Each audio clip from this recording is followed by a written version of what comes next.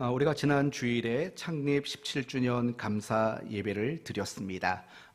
그리고 그날 말씀의 제목이 좋은 교회가 됩시다 라는 제목이었습니다.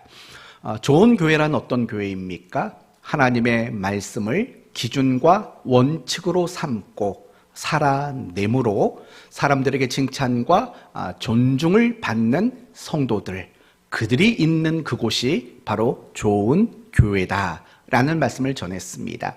즉, 좋은 교회란 좋은 성도가 있는 그곳이 바로 좋은 교회인 것입니다. 오늘도 마찬가지입니다. 그렇다면 더 좋은 교회가 어떤 교회일 것인가? 당연하겠죠.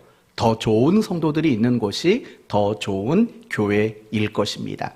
지난 주일에 전한 말씀은 조금은 세상의 관점에서 봤던 겁니다. 세상을 향한 관점, 세상에 믿지 않는 사람들에게 칭찬과 존경을 받는 것. 오늘은 교회 안에서, 우리 공동체 안에서 어떤 성도들의 모습을 가져야 하는가, 이 부분에 오늘은 초점을 맞추려고 합니다.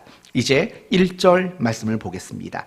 1절을 보시면 형제들아 사람이 만일 무슨 범죄한 일이 드러나거든 이라고 말을 합니다. 만약에 누가 범죄한 일이 드러났다는 겁니다. 간단히 말하면 이거죠. 누가 잘못하는 게 내 눈에 보였다라는 겁니다. 누가 죄를 짓는 게 나한테 보였다는 겁니다. 누가 실수를 하는 것이 내가 목격했다라는 겁니다. 그런 경우를 이야기하는 겁니다. 여기서 우리가 알 수 있는 것은 무엇일까요? 첫째는 완전한 신자는 없다라는 것을 우리는 알 수 있는 겁니다. 그렇죠? 형제들아 사람이 만일 무슨 범죄한 일이 드러나거든 죄를 안 짓는 그리스도인 없습니다. 실수가 없는 그리스도인도 없고 흠이 없는 그리스도인들도 존재할 수 없습니다. 모든 그리스도인들이 다 약점이 있고 단점이라는 것을 가지고 있습니다. 그러한 것들을 가지지 않는 완전한 그리스도인들은 이 세상에 존재하지 않는다라는 거죠. 우리가 성경의 인물들을 가지고 생각해 봅시다. 믿음의 조상이라고 불리우는 아브라함을 한번 생각해 보십시오. 그는 완전한 신자였을까요? 그렇지 않습니다. 인간적인 방법을 많이 썼죠. 하나님이 자식 준다고 했는데 이거 하갈을 통해서 이런 인간적인 방법으로 하나님의 뜻을 이루어 가려고 하는 그런 모습들이 있었지 않습니까? 거짓말을 또 했습니다. 자기 부인을 가지고 누이다, 위기를 모면하기 위해서 거짓말을 일삼았던 사람이 바로 아브라함인 것입니다. 하나님 마음에 합한 자라고 일컬음을 들었던 사람이 누굽니까? 다윗입니다. 그러면 그는 완전한 사람이었을까요? 역시 아닙니다. 그는 간음과 살인을 저질렀고 또 자녀 농사를 제대로 짓지 못한 불완전한 모습들이 굉장히 많았던 사람입니다.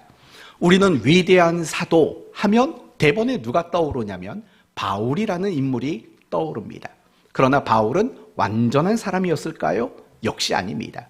유대인들이 두려워서 광주리를 타고 도망을 갔던 경험도 있습니다. 그리고 여러분이 잘 아시듯 2차 전도 여행을 앞두고는 바나바와 서로 심하게 다투고 서로 갈라서는 일이 있었습니다. 누구 때문에 그랬습니까? 마가 요한 때문인 거죠. 1차 전도 여행 당시 중도에 하차했던 마가 요한을 바나바가 2차 전도 여행에는 함께 가자고 제안을 한 겁니다. 그러니까 그 말을 듣고 바울이 뿔딱지가 난 겁니다. 그래서 바나바와 굉장히 심하게 다퉜다라고 성경은 묘사합니다.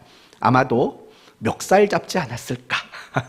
멱살 잡고 때리지는 않았겠지만 주먹에 올라갔다 내려갔다 하진 않았을까라고 추측은 듭니다. 분명한 것은 바울 역시도 위대한 사도라고 일컬음을 받았지만 그도 역시 완전한 신자는 아니었다라는 겁니다.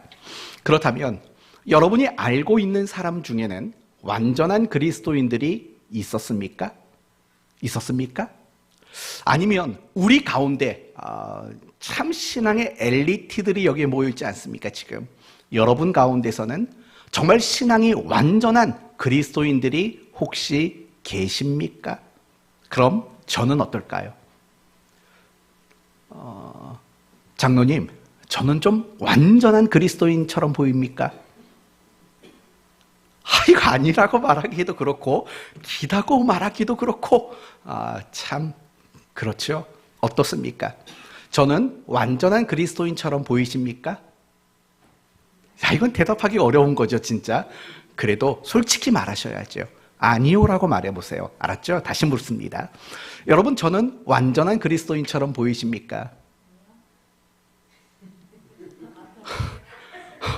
아니, 혼자 그렇다고 그렇게 얘기를 해버리면 참 끝나고 남아요.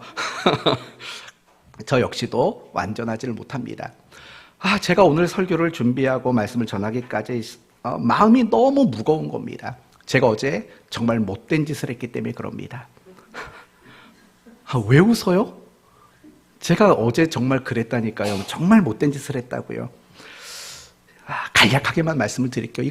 저는 이거 숨기고 넘어가지를 못해요. 그래서 제가 새벽에 가끔씩 늦잠 자서 못 나오면 꼭 못 나왔다고 저는 스스로 밝혀요. 그걸 안 밝히면 막 죄를 숨기는 것 같아가지고 하나님의 낯을 피해 동산에 숨어버린 아담과 하와가 된 것 같아서 못 숨기겠더라고요. 그냥 솔직히 얘기하고 피차 못났다는 전제하에 오늘 말씀을 듣는 게 차라리 낫지 않을까. 저희가 이사한 지 한 2달, 열흘 정도 조금 된 것 같습니다. 소파를 하나 새로 구입했어요. 결혼한 지 25년 만에 처음으로 소파를 구매했습니다. 어떤 사이트에서 제일 저렴한 걸로 하나 구매했습니다. 근데 얼마 전부터 자꾸 소리가 커지는 겁니다. 앉았다만 일어나도 막 그 쇳소리가 나고 찌그덕거리고 이게 너무 거슬리는 겁니다. 가끔씩 소파에도 누워있는데 뒤척일 때마다 소리가 계속 나는 겁니다. 그래서 전화를 했습니다. 왜 전화를 했냐면 1년은 무상 AS 기간이거든요. 전화를 했습니다. 근데 못 고쳐주겠답니다. 돈을 10만 원 가량 내라는 겁니다. 아니 27만 원 주고 산 소파인데 10만 원을 내라고 하니까 그것도 무상 서비스라고 해놓고 그걸 못 해주겠답니다. 그래서 왜 못 해주냐? 그랬더니 이게 고객님의 과실로 인한 거일 수도 있지 않느냐. 그러니까 못 해주겠답니다. 그래서 반대로 얘기했죠. 이게 고객 과실인지 아닌지 전화만 가지고 알 수 있느냐? 그랬더니 대부분 다 그렇다라는 겁니다. 그래서 AS를 못 해주겠답니다. 그때 뚜껑이 열렸습니다. 웬만하면 제 이 뚜껑은 잘 안 열립니다. 근데 정말 몇 년 만에 정말 심각하게 뚜껑이 열려버렸습니다. 양해해 주세요, 여러분. 이거 너무 심각하게 얘기하면 제가 죄책감 때문에 설교를 못할 것 같고 그래서 15분 동안 고성으로 따져 물었습니다. 말도 안 되는 소리 하지 말아라. 자꾸 이런 식으로 하면 내가 소비자 보호원에 내가 신고하겠다. 그렇게 하라. 할 거다. 일단 끊어봐라. 그리고 다시 걸어서 했다. 신고했다. 이래가지고 어제 혈기를 진짜 한 17분 동안 냈어요. 전화통화를 하면서 17분 동안 세상에 태어나서 그렇게 화를 내본 적이 없을 정도로 엄청 화를 냈어요. 어제부터 우울해지기 시작했어요, 마음이. 그렇게 화를 내고 나니까 정말 우울해지더라고요.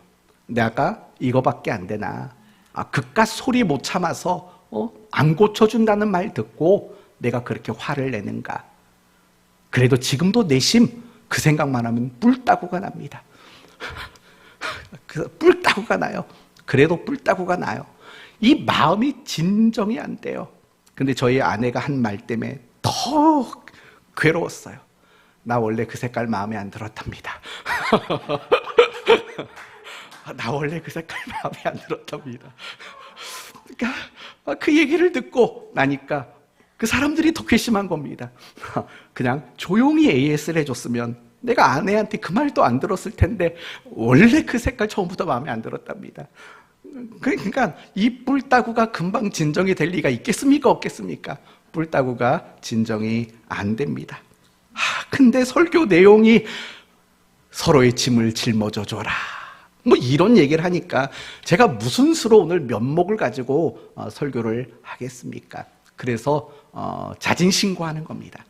저는 전혀 완전한 거라고는 찾아볼 수 없는 머리부터 발끝까지 온통 뭐 그렇게 좋아하세요. 머리부터 발끝까지 온통 불완전한 거 투성인 사람 아니겠습니까? 근데 진짜 안타까운 게 있어요. 그게 뭐냐면요, 앞으로도 우리는 완전할 수는 없어요. 그렇죠? 제가 뭐 나이가 더 먹어서 70이 된들 완전한 목사가 되겠냐고요. 80이 된들 완전한 그리스도인이 제가 과연 될 수 있겠냐고요. 이게 참 안타깝고 속상한 일인 거예요. 지금도 완전하지 못한 내 모습 때문에 너무 억장이 무너지는데 영원히 적어도 이 세상에서는 우리는 그 완전한 걸 갖출 수 없다라는 그걸 생각해 보면 참 우리가 감당해내야 할 내 마음의 낙심이든 괴로움이든 참 이런 것들이 끊이지 않을 수밖에 없겠구나라는 생각을 굉장히 많이 했습니다. 그러면서 드는 생각은 뭐냐면요, 아니 이렇게 완전하지 않는데 불완전한 것 투성인데 왜 하나님은 우리를 의인이라고 말해줄까? 왜 하나님은 우리를 의로운 자녀다라고 왜 그렇게 자꾸 불러줄까라는 생각이 들었습니다. 두 가지 답이 나오더라고요. 첫 번째 대답은 하나님의 의지와 계획의 작정을 이야기하는 거예요. 뭐냐? 하나님은 우리를 정말 죄인에서 불러냈잖아요. 그리고 우리를 의인이라고 여겨주셨어요. 그리고 거기에서 하나님은 끝내지 않겠다는 거예요. 우리를 정말 완전한 의인이 되도록 끊임없이 우리를 도와주시고 우리를 고쳐가시고 우리를 만들어 주시겠다라는 소망의 계획, 그게 바로 우리를 의롭다 하심이라는 말 속에 담겨 있는 거예요. 그리고 또 하나는 이런 것이 담겨져 있는 거죠. 우리의 책임인 거죠. 우리의 책임. 그리고 우리가 반드시 해야 되는 의무인 거죠. 뭐냐? 나는 아직도 완전하지 못하고 완전한 의인이 아니에요. 그렇기 때문에 매일매일의 삶 속에서 우리는 나를 더 의인다워지도록 만들어야 하는 그 책임과 그 사명이 우리 모두에게 있다라는 거예요. 그런 측면에서 형제들아, 사람이 만일 무슨 범죄한 일이 드러나거늘 이라는 말 속에 담겨있는 내용들이라는 거예요. 그리고 이 1절을 통해서 우리가 알 수 있는 두 번째는 이거예요. 우리는 내 자신을 더 완전한 의인이 되도록 만들어 가야 되는 의무와 책임이 있지만 그게 다가 아니라는 거죠. 두 번째 중요한 책임이 있는 거죠. 어떤 책임이냐면 서로에 대한 책임이 있다는 거예요. 내가 반드시 서로에게 어떻게 해야 되는 의무와 책임이 분명히 있다는 거예요. 다시 1절을 보시면 형제들아, 사람이 만일 무슨 범죄한 일이 드러나거든 신령한 너희는 온유한 심령으로 그러한 자를 어떻게 하래요? 바로잡고 너 자신을 살펴보아 너도 시험에 받을까 두려워하라. 중요한 것은 뭐냐면 그런 사람을 볼 때, 불완전한 그런 그리스도인들의 모습을 볼 때 우리는 그들을 바로 잡아줘야 하는, 그들을 고쳐주고 그들을 바로 잡아주고 그들이 온전해지도록 도와줘야 하는 그 의무와 책임이 사실은 우리에게도 반드시 있다라는 거예요. 여러분, 이걸 잊지 말아야 돼요. 하나님은 우리를 의롭다고 해주셨어요. 그런데 우리의 모습을 보면 그렇지 못해요. 전혀 의로워 보이지 못해요. 그러니까 우리에게 어떤 책임이 있냐? 나를 더 의롭게 만들어 가야 되는 책임이 있는 거예요. 여러분, 그것 때문에 오늘 여기 나오신 거예요. 예배를 나온 이유, 여러분이 날마다 말씀 보고 여러분이 날마다 기도하고 하는 모든 이유는 뭐냐? 하나님이 여러분이 의인이 아닌데도 불구하고 여러분을 의인이라고 여겨주신 거에 대한 책임을 다하는 거예요. 나는 의인 아직 아니에요, 주님. 그렇지만 나를 그렇게 불러주시니까 내가 예배 생활, 말씀, 기도, 순종 이런 것들을 통해서 내가 나를 의롭게 만드는 의무와 책임을 다하겠습니다. 여러분이 오늘 이 자리에 있는 이유는 바로 거기에 있는 거예요. 그렇지만 우리가 감당해야 되는 의무와 책임은 내 자신만 의롭게 만드는 것에 멈추질 않아요. 그럼 어디까지 나가느냐? 내가 나를 위해 노력하듯이 다른 사람들을 더 의로워지도록, 지금보다 더 나은 그리스도인이 되어지도록 그 사람을 도와주는 일, 그것도 우리 모든 그리스도인들이 가져야 하는 의무이고 책임이라는 것을 우리는 알아야 한다는 거예요. 사랑하는 성도 여러분, 하나님은 지금까지 우리에게 얼마나 많은 은혜를 베풀어 주셨는지 몰라요. 굉장히 많이 은혜를 베풀어 주셨어요. 그리고 우리 가운데 정말 하나님께서 일하시고 하나님이 역사하시는 것들을 얼마나 많이 경험하도록 만드셨는지 몰라요. 과연 그 이유는 뭘까요? 고작 여러분 자신만을 위해서, 여러분만을 위해서 은혜를 주시고 하나님을 경험하도록 만들까요? 그렇지 않은 거예요.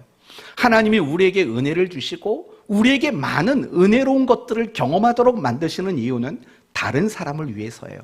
내가 예수를 믿는 것은 그건 나를 위한 거예요. 그러나 중요한 것은 이제 내가 예수를 믿는 사람이 되었고 이제 신앙생활을 하는 사람이 되었다라는 것은 더 이상 나를 위해 신앙생활을 하는 게 아니라는 걸 알아야 된다는 거예요. 제가 새벽에 특히 이걸 많이 강조하죠. 신앙생활은 나를 위해 하는 게 아닙니다. 내가 믿음이 성장하고 내가 더 성숙한 그리스도인이 되려고 하는 것은 나를 위해 하는 게 아닙니다. 그럼 누구를 위해서 하는 겁니까? 내가 아닌 다른 사람을 위해서 행하는 것이다 라고 여러분에게 늘 말씀을 드리는 거죠. 하나님이 내가 의롭지 않은데 의롭다고 하세요. 그러니까 우리는 어떤 의무를 가진다고요? 나를 더 의로운 자가 되도록 만드는 의무를 가져요. 그 의무를 감당하는 또 다른 이유는 그래야만 다른 사람을 더 의롭게 만들어주는 그 의무를 우리는 감당할 수 있기 때문인 거예요. 이 부분을 이제 조금 더 확대해서 여러분과 함께 설명을 해드리려고 합니다. 성경을 보면 하나님이 우리에게 요구하는 것들이 굉장히 많아요. 그렇죠? 감사해라, 회개해라, 용서해라, 관용해라, 긍휼을 베풀어라, 자비를 나타내라, 구제해라, 해라 우리에게 요구하는 게 굉장히 많아요. 그렇다면 하나님이 우리에게 요구하는 그 많은 것들을 단 한 단어로 바꾼다면 그게 무엇이라고 말할 수 있냐면 바로 거룩이라고 말할 수 있는 거예요. 거룩. 하나님이 순종해라, 용서해라, 긍휼해라, 자비 베풀어라, 도와라, 이 모든 걸 한 단어로 함축할 수 있는 것, 그게 바로 거룩인 거예요. 거룩. 왜냐하면 하나님이 우리에게 어떤 말씀을 주시고 뜻을 알려주시고 무엇인가를 우리에게 명령하시고 따라가라고 요구하는 것은요, 단지 그 행위 자체가 목적이 아니거든요. 그 하나님의 뜻과 명령을 준행하며 나갈수록 우리는 하나님처럼 거룩한 사람이 되는 거거든요. 내가 거룩하니 너희도 거룩한 자가 되라고 말씀하고 있는 거예요. 바로 거룩이야말로 하나님이 우리에게 요구하시는 모든 것들을 함축하고 있는 가장 중요한 단어가 바로 거룩이라는 거예요. 그렇다면 거룩이란 무엇입니까? 대부분의 사람들은 거룩이라는 것을 윤리, 도덕, 어떤 고상함이라고 생각을 해요. 그리고 어떤 신자들은 거룩이라는 것을 이렇게 생각하죠. 종교적인 색깔을 강하게 가지는 것, 종교적인 색깔을 강하게 가지는 것, 그런 것들을 거룩이라고 생각해요. 그런데 가만히 생각해 보면 오늘날 대다수의 그리스도인들이 생각하는 거룩은 사실은 누구의 모습과 일치하냐면 바리새인과 서기관들의 모습과 일치하다라는 걸 우리는 보게 돼요. 왜냐하면 이런 거예요. 우리는 예배를 점잖게 드리는 걸 거룩이라고 생각해요. 그리고 기도를 깊은 지경에 들어가는 것을 우리는 거룩이라고 생각한다고요. 기도 생활을 많이 하는 거, 구제 생활을 많이 하는 거, 금식을 많이 하는 거, 이런 것 자체를 우리는 거룩이고 경건이라고 생각한다고요. 하지만 아닌 거가요. 바리새인과 서기관들을 보면 여러분 아시잖아요. 그들은 회당과 큰 길 어귀에서 기도했어요. 그들은 한 주간에 2일 3일을 금식했어요. 그들은 나팔을 불며 가난한 사람들을 불러 모아 구제를 나눴어요. 언뜻 보면 그런 그들의 모습이 얼마나 거룩한지 몰라요. 그들의 옷자락에는 경문 띠가 붙여져 있어요. 무슨 말이냐면 아주 귀한 쉐마 본문에 나오는 들으라 이스라엘이여에 나오는 그 말씀들을, 신명기의 말씀들을 옷자락에 넣어 갖고 다녔다고요. 그 자체가 대단히 경건해 보이지 않습니까? 거룩해 보이지 않습니까? 그 사람들은 발걸음이 저와 같지 않을 거예요. 전 이상한 습관이 있어요. 계단만 보면 뛰어야 돼요. 이게 정말 이상한 습관이에요. 계단만 보면 걸어서 못 올라가요. 제 성격이 이상해요. 계단만 보면 무조건 뛰어서 올라가야 돼요. 올라가든 내려가든 계단은 다 뛰는 곳이에요. 이상한 습관이에요. 근데 바리새인과 서기관들의 발걸음은 어땠을까 생각해 봐요. 굉장히 점잖았을 것 같아요. 굉장히 거룩할 것 같아요. 느릿느릿 걸으면서 바람에 옷자락을 휘날리면서 지그시 누군가를 쳐다보면서 다 그런 모습들인 거예요. 우리가 생각하고 어쩌면 우리가 바라는 거룩은 다 그런 모습인 것 같아요. 그러나 예수님은 그 바리새인과 서기관들을 향해서 거룩이라고 말을 쓰질 않아요. 도리어 이런 말을 했죠. 회칠한 무덤이라고 말해요. 여러분, 무덤이라는 것은 그 유대 사회에서는 가장 부정한 곳이에요. 왜냐하면 시신, 썩은 것, 가장 부정한 자리가 사실은 무덤이라는 자리거든요. 그들을 향해서 말하는 거예요. 너희에게는 눈꽃만큼도 거룩이라고 찾아볼 수 없다라고 이야기하는 거예요. 그들이 가지고 있는 거룩은 거룩이 아니었다는 거예요. 근데 그럼에도 불구하고 오늘날 많은 그리스도인들이 추구하는 거룩은 바리새인적 거룩, 서기관적 거룩, 당시 유대인적 거룩을 추구하는 경우가 사실은 너무 많은 거예요. 그건 진짜 거룩 아니에요. 그러면 성경이 말하는 거룩이란 과연 뭘까? 여러 가지로 말할 수 있어요. 내가 하나님 편에 서는 것 거룩이에요. 하나님이 내게 충만해지는 것 거룩이에요. 내가 하나님을 닮아가는 것 그것도 역시 거룩이에요. 그러나 진짜 거룩의 본질은 뭐냐? 하나님을 사랑하고 내 이웃을 내 몸처럼 사랑하는 것. 그게 바로 성경이 말하는 거룩이에요. 그걸 잊지 말아야 돼요. 그런 관점에서 바리새인과 서기관들을 보세요. 그들에게는 거룩이 있었는지. 그러면 여러분도 예수님과 같은 통찰력을 가질 수 있어요. 바리새인과 서기관들, 그들은 거룩이 있었을까요? 없었어요. 하나님을 사랑함으로 나타나는 거룩도 없었고, 무엇보다도 이웃을 향해 사랑을 나타내는 그런 거룩이 그들에게는 없어요. 단지 그들은 어떤 신앙적, 종교적 그런 짙은 색깔과 열심이라는 거룩은 있었지만 정말 성경이 말하는 이웃 사랑이라는 거룩은 없어요. 예수님이 안식일에 병든 자를 고쳤을 때 그들이 했던 말들이 뭐죠? 아니, 안식일에 하지 못할 일을 했나이다 라고 이야기를 해요. 예수님이 어떤 죄인들을 향해서 너희의 죄가 사하여졌다 라고 말했을 때 그들은 또 대본에 뭐라고 말하냐면 참남하도다. 아니, 하나님밖에 할 수 없는 말을 네가 왜 하냐 라고 말을 하는 거죠. 그들의 모습은 종교적인 색깔이 강했지만 그들은 거룩하지는 않았던 거예요. 어쩌면 오늘날 우리의 모습들이 그럴 수 있다는 거예요. 정말 종교적인 색깔은 굉장히 짙고 강해요. 그러나 이웃을 사랑하는 그 사랑이 우리에게 결핍되어 있다면, 채워지지 않고 있다면 어쩌면 우리가 가지고 있는, 내가 만족하고 있는 나의 거룩은 바리새인과 서기관의 거룩일 수밖에 없다라는 거예요. 그렇다면 사랑이란 뭘까요? 거룩의 핵심은 이웃 사랑이에요. 사랑은 뭘까요? 간단히 말하면 뒤에서도 설명하겠지만 누군가에게 유익을 주는 거예요. 오늘 본문대로 말한다면 내가 그 사람을 도와서, 내가 그 사람을 이끌어서 그 사람이 더 나은 의로운 자가 되도록 도와주는 것, 그게 바로 성경이 말하는 사랑이고 거룩이라고 말할 수 있는 거예요. 바로 이게 우리 책임인 거예요. 우리가 서로에게 신앙의 유익을 주는 거예요. 그 사람이 일어설 수 있도록, 그 사람이 온전해질 수 있도록, 그 사람이 더 그리스도인다워질 수 있도록 도와줘야 하는 그 의무와 그 책임이 우리 모두에게 있다라는 거예요. 그러나 조심해야 될 게 있어요. 뭐냐면 6절 중간에 보면 이런 표현이 나와요. 신령한 너희는 어떤 심령으로? 온유한 심령으로 그러한 자를 바로잡아주고. 여러분, 죄 짓는 사람이 있었어요.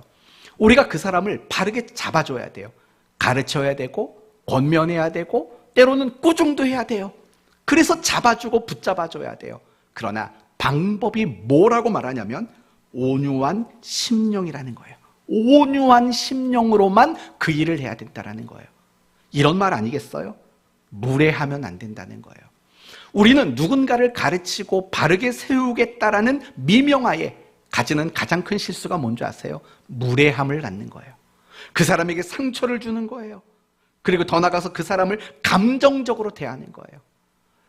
그런 것들이 우리가 누군가를 세워주는 그 일에 있어서 제일 조심해야 돼요. 무례하면 안 돼요. 무례함은 그것은 진정한 유익을 주는 게 아니기 때문에 그래요. 첫 번째 결론은 이겁니다. 우리 모두는 완전한 그리스도인이 될 수 없어요. 그런데도 하나님은 우리를 완전한 의인이라고 불러줘요. 이 속에는 내 스스로가 더 온전한 의인이 되도록 노력해야 되는 의무가 있는 거고, 또 하나는 다른 사람이 더 의로워질 수 있도록 온유한 심령으로 이끌어줘야 된다라는 의무가 있다는, 여기까지 왔습니다. 이제 그렇다면 이제 우리가 해야 되는 좀 더 구체적인 얘기를 해봅시다. 이제 우리는 뭘 해야 되는지 알았어요. 서로 고쳐줘야 돼요. 잡아줘야 돼요. 올바르게 세워줘야 돼요. 그게 우리가 할 일이에요. 대신 어떤 심령으로? 온유한 심령으로, 무례하지 않게, 감정 상하지 않게 우리는 그 일을 해야 되는 책임이 분명히 있어요. 그렇다면 그 온유한 심령을 가지고 구체적으로 어떻게 상대방에게 유익을 줄 것인가를 생각해 봐야죠. 어떤 방법으로 그 사람을 고쳐주고 바로잡아 줄까요? 성경을 가리키면 될까요? 내가 가진 인생의 노하우를 설명해 주면 될까요? 아니면 내가 가진 뭔가를 가지고 그 사람에게 다가가면 그 사람을 바르게 잡아줄 수 있을까요? 답은 두 개겠죠. 그럴 수도 있지만 그러지 못할 수도 있다는 걸 잊지 말아야 돼요. 여러분, 바른 말이 다 유익을 주지 못한다는 거 알고 계십니까? 바른 말이 다 유익을 주지 못해요. 바른 말이 모두에게 유익을 주지 못하는 걸 우리는 잊지 말아야 돼요. 그 이유가 뭐냐? 로마서 7장에 그 이유가 나오고 있어요. 이런 말이 나와요. 내 속, 곧 내 육신에 선한 것이 거하지 아니하는 줄 아나니 라고 말해요. 내 속에 뭐가 거하지 않는다고요? 선한 게 거하지 않는다는 것을 바울은 안다라고 이야기를 해요. 무슨 말이냐? 오늘 본문과 연결해서 말하면 이런 뜻이에요. 내가 누군가를 가르치고 바로잡아주고 고쳐주고 올바르게 세워주는 그 일을 할 만한 실력이 내 안에 있다는 겁니까? 없다는 겁니까? 내 안에 없다라는 거예요. 내 안에 그런 실력이 없어요. 우리가 지금까지 누군가를 권면하면서 겪었던 가장 큰 교훈이 뭐냐? 이거죠. 차라리 말하지 말걸. 그쵸? 맞아요. 우리가 신앙생활하면서 누군가를 자꾸 권면하고 가르쳐주고 알려주고 도와주려고 했다가 늘 드는 후회는 그거예요.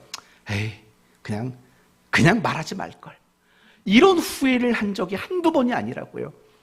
신앙에 연수가 있는 여러분들은 이런 경험을 많이 했을 거고 저 역시도 마찬가지예요. 내가 그런 가르침을 왜 줬을까라고 하는 그런 생각이 들 때도 분명히 있다고요.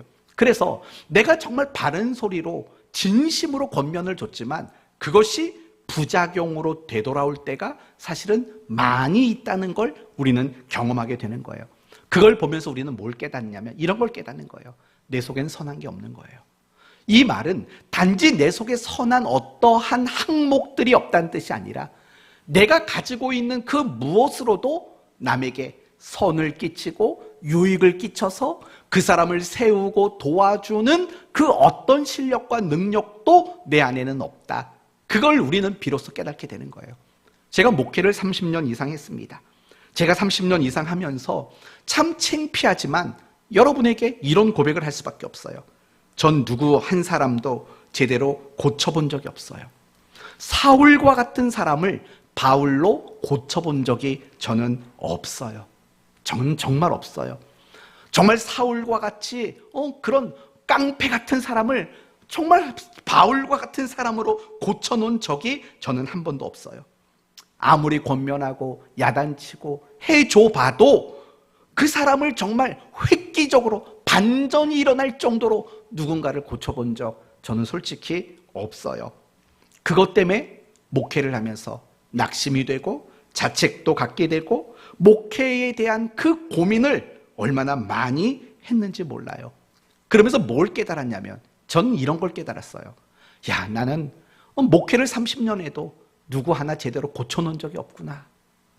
그런 생각이 들면서 문득 이런 마음이 드는 거예요. 아, 내 자신도 못 고친 게 많구나. 내 자신도 못 고친 게 너무 많구나. 이런 걸 깨달을 수밖에 없더라고요. 제가 말했잖아요, 어저께 17분, 18분 동안. 참, 여러분이 그 모습을 봤으면 제 설교 진짜 듣고 싶지 않을 거예요. 우리 김민아 집사님 맨날 기도하러 왔는데 어제 안 오신 건지, 왔는데 그냥 돌아간 건지 안 오셨다면 천만 다행이에요. 야, 기도할 만 나겠냐고요. 그 소리를 듣고 목사님을 위해서 이제 뭘 기도하겠냐고요. 저 양반 성깔 좀 죽이게 해주세요라고 밖에는 기도할 게 없을 거라고요. 아무도 안 온 게 천만 다행일 정도로 제가 어제 그렇게 혈기를 부렸다는 거 아니에요.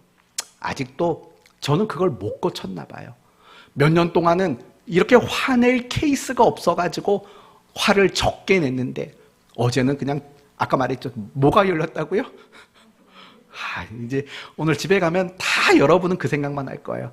목사님 뚜껑 열렸대. 한 2주는 다들 조심해. 그런 거예요. 그러니까 제 자신도 못 고쳐요. 말투도 못 고쳐. 눈빛도 못 고쳐. 저희 딸이 언젠가 저한테 그런 말 하더라고요. 아빠는 화나면 눈빛이 너무 무섭대요. 말하지 않고 가만히 있어도 눈빛이 너무 무섭대요. 저희 딸이 그런 말 하더라고요. 아직도 저는 저 눈빛도 못 고쳤어요. 표정도 못 고쳤어요. 그렇다고 성품도 고친 것도 아니고 아직도 제 자신도 못 고친 게 사실은 너무 많이 있는 것 같아요. 우린 다 그런 실력이에요, 여러분. 뭐 저만 그러겠어요? 솔직히 피장파장이죠. 피장파장. 뭐 제 성격만 뭐 그렇게 될 것 같아요? 여러분 성격은 뭐 좋을 것 같아요? 다 비슷해요. 우리는 결론은 그거예요. 내 안에는 누군가를 선하게 도와주고 바꿀 만한 실력이 우리 안에는 있다 없다? 없다. 우리는 사실 이걸 인정할 수밖에 없는 거예요. 우리는 이걸 인정할 수밖에 없어요. 참 여기서부터 이제 복잡해지는 거예요. 여기서부터 복잡해요. 왜 복잡하냐? 제가 여러분에게 아까 말했죠.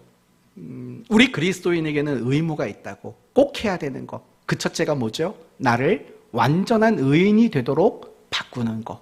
그게 첫 번째 의무고, 두 번째 의무는 뭐라고 그랬어요? 다른 사람. 우리 교회 안에 있는 성도들 서로를 더 좋아지도록, 더 의로워지도록 도와주는 그 책임이, 의무가 우리에게 있다고 말했어요. 근데 의무는 있어요. 근데 뭐가 또 없다고 말했어요, 여러분에게? 그걸 도와줄 만한 실력이 우리에게는 없다고 말했어요. 그러니까 이제 우리는 복잡한 거예요. 의무를 감당하기는 해야 되는데 그럴 만한 실력이 없어요. 이게 우리의 혼란함인 거예요. 그렇다면 이제 여러분이 2절을 봐야지 그에 대한 답을 찾을 수 있게 되는 거예요. 2절을 보시면 너희가 짐을 서로 지라예요. 너희가 짐을 서로 지라라고 말을 하는 거죠. 서로의 짐을 지래요. 소극적으로 말하면 이런 뜻이에요. 너 틀렸어. 참 한심하네. 계속 그럴 거야? 넌 안 돼. 라는 비난과 정죄하지 말라는 뜻이에요. 그리고 두 번째는 적극적으로 이런 뜻이에요. 내게는 실력이 없어. 나는 당신을 도와줄 실력이 없고 나는 당신을 고쳐낼 실력이 내 안에 없어. 그래서 나는 하나님께 당신을 맡길 거야. 바로 이게 서로의 짐을 져라 라는 말인 거예요. 내게는 당신을 도와주고 고쳐줄 실력 없어. 그래서 나는 하나님께 뭐 한다고요? 당신을 맡길 거야. 이게 바로 서로의 짐을 지란 뜻이에요. 물론 이 말을 오해하지 마세요. 당신을 위해서 기도 안 하겠다 이런 뜻이 아니에요. 우리가 누군가 연약하고 뭔가를 잘못하는 사람을 봤을 때 당연히 기도하셔야 돼요. 그리고 온유한 심령으로 그 사람에게 권면하고 위로하고 이끌어주는 말을 하셔야 돼요. 그러나 중요한 것은요, 하나님께 맡기셔야 돼요, 그 사람을. 왜냐하면 내가 아무리 잔소리를 하고 내가 아무리 버럭버럭 화를 내도 내가 그 사람을 고쳐낼 수 있는 실력과 능력이 내 안에 없기 때문에 그런 거예요. 그래서 나는 당신을 못 고쳐. 나는 당신을 하나님 손에 맡길 거야. 그게 바로 서로의 짐을 져라 라는 말의 뜻인 거죠. 그렇다면 우리가 그들을 하나님께 맡긴다라는 말은 뭐예요? 포기한다고요? 그러려니 하겠다고요? 사실 그렇지 않은 거예요. 우리가 그 연약한 자, 범죄하고 실수하고 제대로 못하는 그 사람을 하나님께 맡긴다는 뜻은 이런 뜻인 거예요. 그 사람이 하나님에 의해서 회복이 되어지고 또 온전하게 세워지는 그날까지 그 사람을 보면 웃어주는 거예요.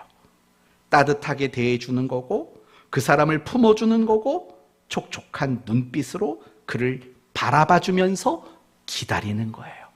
그 사람이 온전히 회복될 때까지, 그 사람이 더 나은 사람으로 성장할 때까지 그렇게 그런 따뜻함과 그런 웃음을 가지고 그 사람을 기다려주는 것, 그게 바로 하나님께 맡긴다라는 거예요.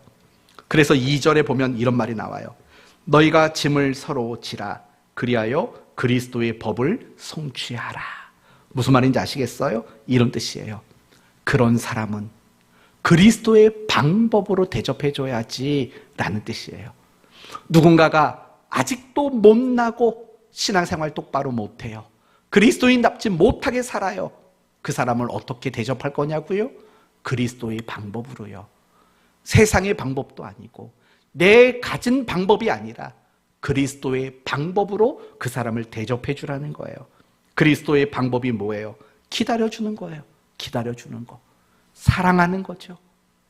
그냥 여유 있게 웃어주고 따뜻하게 그 사람을 품어주는 그런 기다림이 바로 그리스도의 법인 거예요.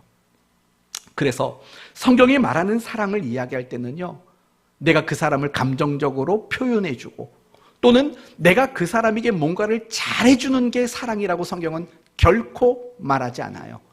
물론 세상이 말하는 사랑은 감정을 잘 표현하고 상대방의 감정을 잘 보듬어주는 게 세상의 사랑이에요.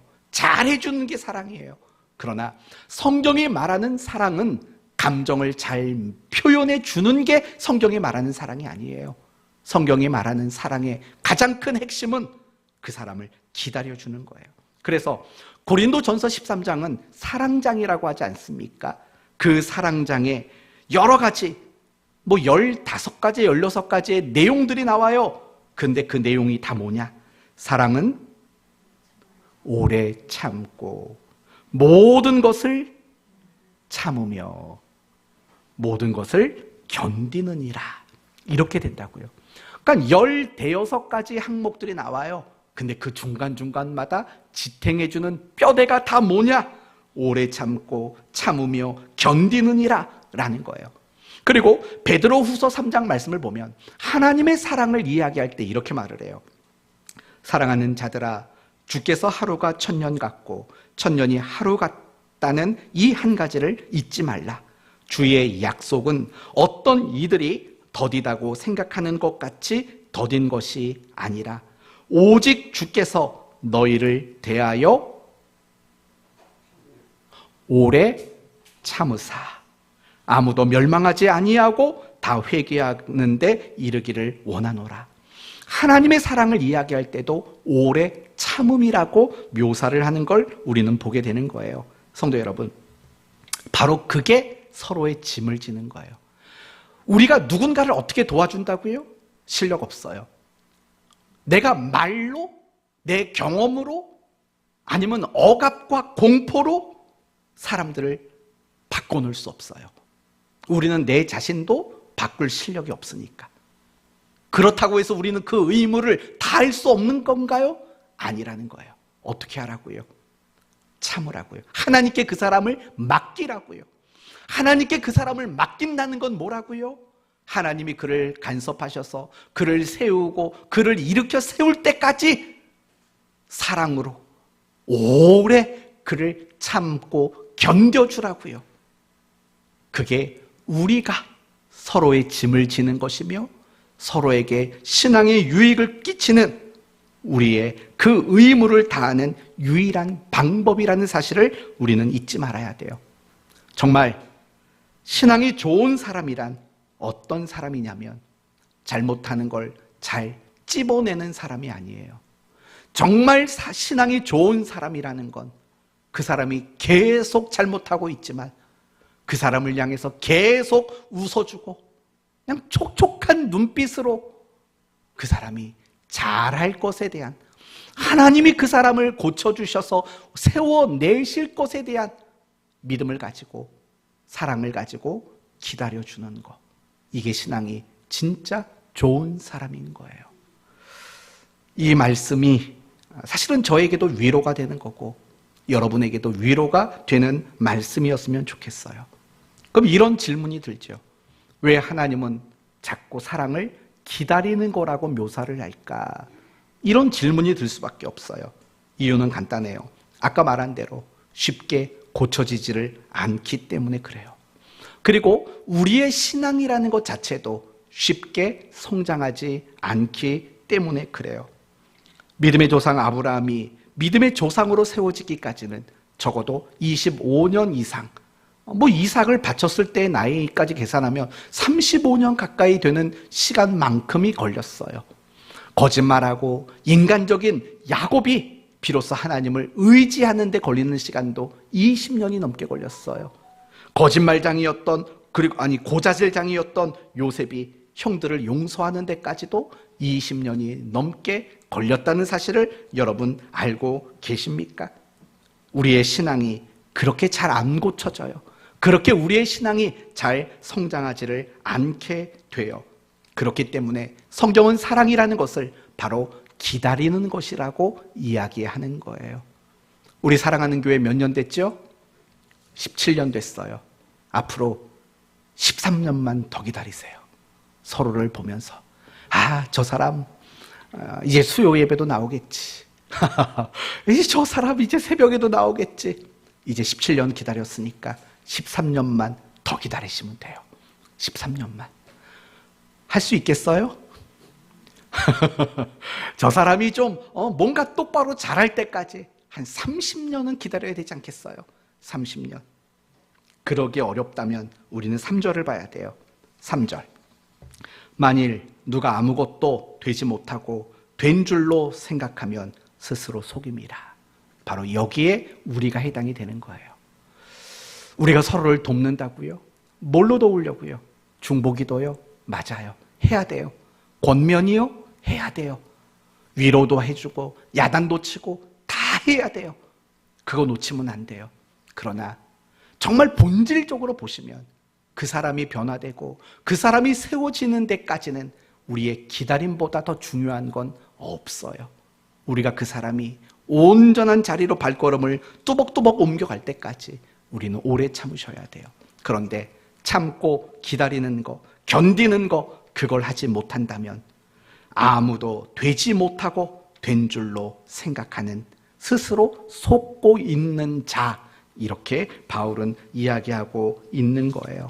사랑하는 성도 여러분, 서로 조급하지 않았으면 좋겠습니다. 저는 가끔씩 저희 딸을 놓고 이렇게 기도해요. 우리 딸도 저를 닮아서 욱하는 성격이 있어요. 그 욱하는 성격 좀 고쳐주십시오 라고 기도할 때가 있어요. 근데 오늘 말씀을 준비하면서 문득 그런 생각이 들었어요. 앞으로 그런 기도하면 안 되겠다. 이렇게 기도해야겠다. 하나님께서 우리 딸 하나부터 열까지 고쳐주실 때까지 제가 오래 참고 기다리도록 도와주십시오. 전 이 기도가 더 옳은 기도가 아닌가라는 생각이 들어요. 우리도 누군가를 향해 마찬가지죠. 저 사람 저거 빨리 고쳐야 돼요. 하나님 당장 좀 고쳐주세요. 회초리 좀 들어주세요. 사실은 그런 것보다는 하나님, 내가 저 사람 고쳐질 때까지 웃을 수 있도록 도와주시고, 내가 저 사람이 달라질 때까지 따뜻하고 촉촉한 눈빛을 지켜낼 수 있게 도와주십시오. 뚜껑 열리지 않게 해주십시오. 뚜껑 열리지 않게 해주십시오. 정말 그런 사람 보면서 막 분노가 치밀어 오르지 않도록 해주십시오. 어떤 순간에도 그 사람이 어떤 모양을 드러내도 그 사람을 향한 따뜻한 마음, 따뜻한 눈빛, 그 기다리는 마음, 이런 마음들이 사라지지 않게 해주십시오. 저는 이 기도가 정말 그리스도인다운 기도라고 생각합니다. 혹시라도 여러분이 누군가를 고치기 위해서 기도하고 있는 분이 있다면 그 기도를 좀 내려놓으셨으면 좋겠습니다. 그 사람이 고쳐지기를 기도하는 것보다는 여러분이 고쳐지지 않는 그 사람을 따뜻하게 봐줄 수 있는 사람이 되도록 기도하는 것, 그게 정말 좋은 기도가 아닐까, 그런 생각이 듭니다. 왜 그래야 되냐고요? 마태복음 11장에 그런 말이 나오잖아요. 수고하고 무거운 짐진 자들아 다 내게로 오라. 무슨 말이에요? 이미 예수님은 내 짐을 짊어져 주셨어요. 그런데 우리는 다른 사람으로 인한 그 짐, 못마땅한 거, 이런 것들을 보면서 짊어지고 싶지가 않아요. 짊어지기보다는 빨리 하나님이 능력을 행하셔서 고쳐내 주기를 바라는, 사실은 짐을 질 마음이 없는 우리일 때가 얼마나 많은지 몰라요. 그래서 우리는요, 정말 주님이 내 모든 못난 것들 오래 참으면서 다 짊어져 주신 거잖아요. 우리도 서로 그렇게 해야 되는 거 아니겠어요? 서로의 짐을 져주는 자가 돼야 되죠. 그걸 지려면 기도부터 바꾸는 거 말고는 방법이 없어요. 저 사람 고쳐주십시오. 그거 나쁜 기도라는 게 아닌데, 정말 더 좋은 기도가 뭐냐? 그 사람 안 고쳐져도 나는 그 사람을 따뜻하게 보게 해주십시오. 그냥 그 사람만 생각하면 마음이 뭉클뭉클해지게 해주십시오. 사실은 이 기도가 더 성숙한 그리스도인인 거예요. 제가 여러분에게 자주 말하죠. 여러분의 신앙이 성장하려면 무엇부터 고쳐야 된다고요? 기도 제목부터 고쳐야 돼요. 기도 제목부터. 오늘 말씀을 준비하면서 기도와 관련돼서 또 이런 생각이 들었어요. 여러분이 성숙한 그리스도인이 되려면 기도 시간을 줄이세요. 이렇게 다 그렇게 갑자기 눈을 부라리고 쳐다보세요. 이 말은 무슨 말이냐면, 우리가 하나님 앞에 기도하는 것들을 보면은요, 사실은 기도인지 아니면 넋두리인지 모를 때가 많은 거예요. 그렇지 않겠어요? 하나님, 저 사람은 이것도 마음에 안 들고 저것도 잘못됐어요. 저 사람 빨리 간섭해 주셔. 뭐 이렇게 사업이 어려운데 더 정신 차려야지요. 우리는 그런 기도를 한다고요. 그러나 정말 좋은 기도는 아까 말한 대로 그런 기도는 줄이고, 내가 그 사람을 끝까지 품게 해주십시오 라는 기도가 훨씬 더 좋은 기도죠. 사실 그렇게 기도하다 보면 1시간 기도했던 게 30분이면 되지 않을까요? 이런 측면에서 여러분에게 기도 시간을 줄이라는 거예요. 그렇다고 내일 새벽부터 막 10분만 기도하고 가라는 뜻이 아니에요. 기도 많이 하세요. 하지만 여러분의 기도가 조금 요점 정리가 됐으면 좋겠어요. 더 올바른 기도가 뭔가를 늘 요점 정리를 해서, 그래서 정말 중요한 기도를 빼먹지 않는 그런 여러분이 되셨으면 하는 마음에서 이런 말을 드립니다. 서로에게 조급하면 안 돼요. 시간이 지났지만 이 부분은 5분 안에 마치도록 하겠습니다. 우리는 서로에게 조급해요. 빨리 누군가가 고쳐지기를 바라고, 빨리 누가 좀 신앙생활을 잘하기를 바라요. 그렇죠? 그렇다면 그런 마음을 가진 우리 자신에게 한번 물어봐야 돼요. 과연 누굴 위해서 그런 바람을 갖고, 과연 누구를 위해서 그런 기도를 하고 있는지. 답은 둘 중에 하나예요. 정말 그 사람을 위해서 그런 말과 그런 기도를 하는지, 아니면 그 사람의 그런 모습을 보면서 내가 화가 나고 못 견디고 힘들어서 하는 바람과 기도인지, 이거 잘 생각해 보세요. 제가 어제 그 쇼파 사건 가지고 한 가지만 더 얘기를 드릴게요. 억지 같은 얘기를 하는 거예요.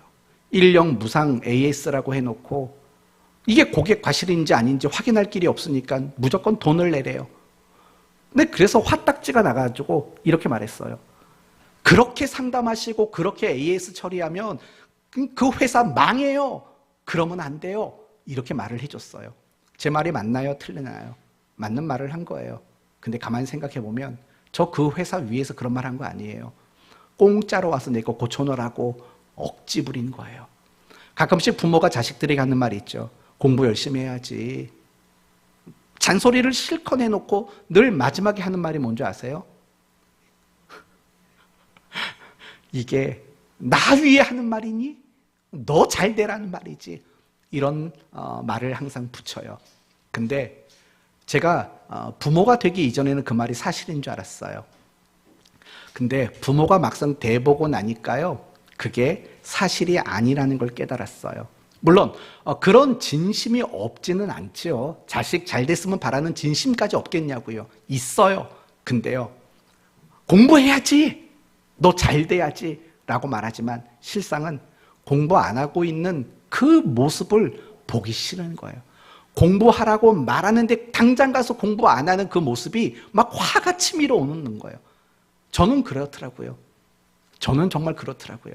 진심도 조금 있지만, 너 잘 되라고 하는 말이야 라는 진심도 있지만, 사실은 제 분을 못 이겨서 화가 나서 잔소리하는 경우가 저는 훨씬 더 많다고 스스로 인정하고 있는 거예요.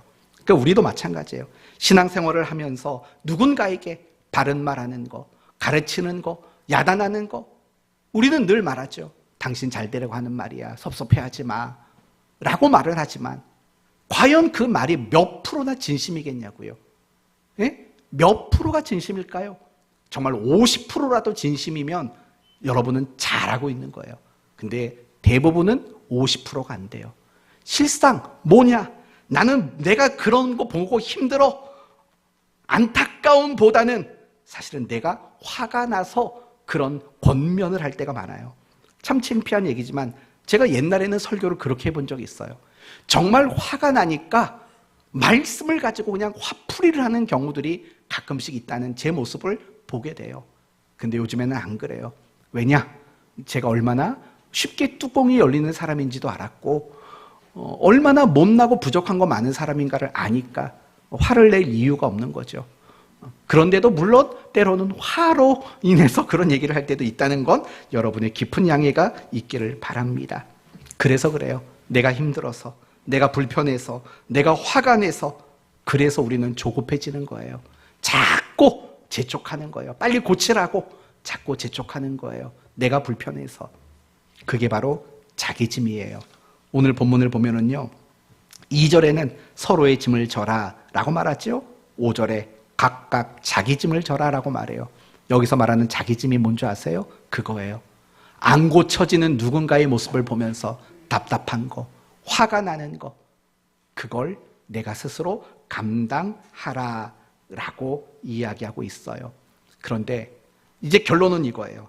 가만히 생각해 보면 누군가로 인해서 답답한 마음을 가지는 거, 그건 짐이 아니에요. 그건 결코 짐이 아니에요. 그건 우리의 신앙을 성장하도록 만드는 하나님의 양육 프로그램인 거예요. 인도의 성자라고 불리우는 썬다싱이라는 사람이 있어요. 어느 날 한겨울이에요. 두 사람이 길을 가고 있었어요. 그런데 그 눈밭에 또 다른 어떤 한 사람이 쓰러져 있는 걸 봤어요. 썬다싱이 말하죠. 우리 둘이 이 사람 들고서라도 가자. 내버려두면 죽는다. 근데 같이 갔던 친구는 미쳤니? 그러다 우리도 죽어 하고 먼저 쌩하니 가버린 거예요. 썬다싱은 갈 수 없었죠. 그 눈밭에 쓰러져 있는 사람을 들쳐 업고 정말 힘겹게 산을 하나 넘었죠. 그런데 산을 하나 넘을 때 자기를 버리고 갔던 그 친구가 얼어 죽어 있는 걸 봤죠. 그러나 썬다싱은 그 추운 겨울에도 얼어 죽질 않았어요. 왜 안 얼어 죽었을까요? 땀이 났어요. 그러니까 그 몸이 뜨끈뜨끈해지니까 길바닥에 얼어서 죽어가던 그 사람도 온기를 느끼고 살아난 거예요. 누군가가 짐이라고 생각이 드세요? 못난 게, 부족한 게, 마음에 안 드는 게 과연 짐일까요? 아니에요. 여러분이 그걸 짊어질 때 여러분은 신앙에 큰 유익을 얻게 된다는 거 잊지 않기를 바라요. 이런 성도들이 있는 교회, 그 교회는 더 좋은 교회입니다. 이런 여러분 되시기를 예수님의 이름으로 축원합니다. 아멘.